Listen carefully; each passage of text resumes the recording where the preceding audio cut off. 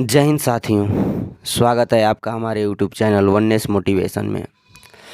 यहाँ हम आपको सुनाने जा रहे हैं एक पुलिस की नौकरी और परोपकार का जुनून। ये इंटरव्यू है जितेंद्र यादव का।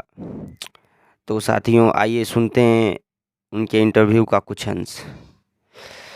मैं जालौन के डकोर का रहने वाला हूँ और झांसी में डीआईजी ऑफिस में कांस्टेबल हूँ। अपनी नौकरी के बाद का समय मैं ज़रूरतमंदों की सेवा करने और गरीब बच्चों को पढ़ाने में बिताता हूँ। जनता में पुलिस की जो छवि है उसके विपरीत हूँ। मेरे पिताजी भी पुलिस में थे और हमेशा लोगों की मदद करते थे। मेरी माँ भी ऐसी ही थी। मैं बीएससी में ही था कि मुझे यह नौकरी मिल गई। मैंने सोच लिया था कि पुलिस की नौकरी करते हुए भी मैं दूसरों की भलाई का काम करता रहूँगा।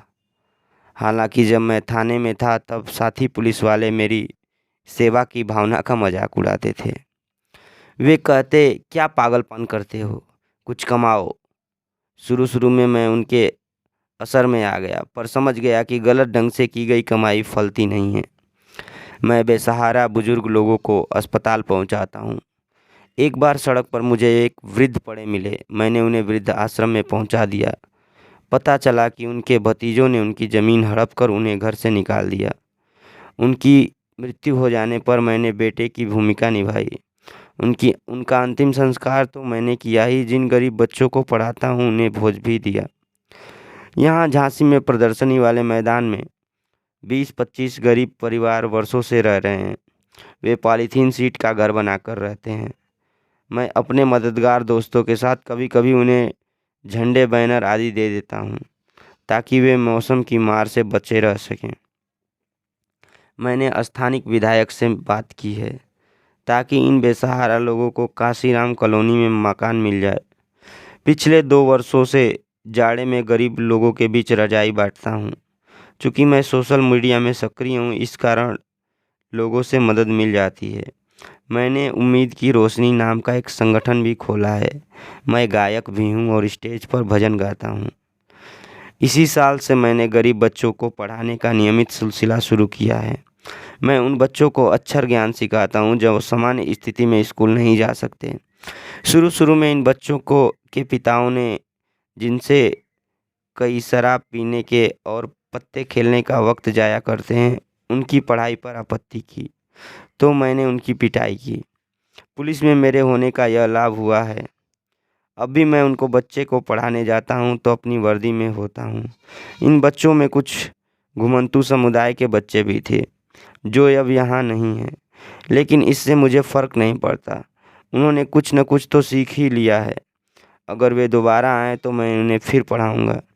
इन बच्चों के लिए कापी किताब की मदद मिल जाती है। अगले कुछ दिनों में इन्हें स्कूल बैग मिलने वाला है। मैंने एक स्कूल के प्रिंसिपल से बात किया है।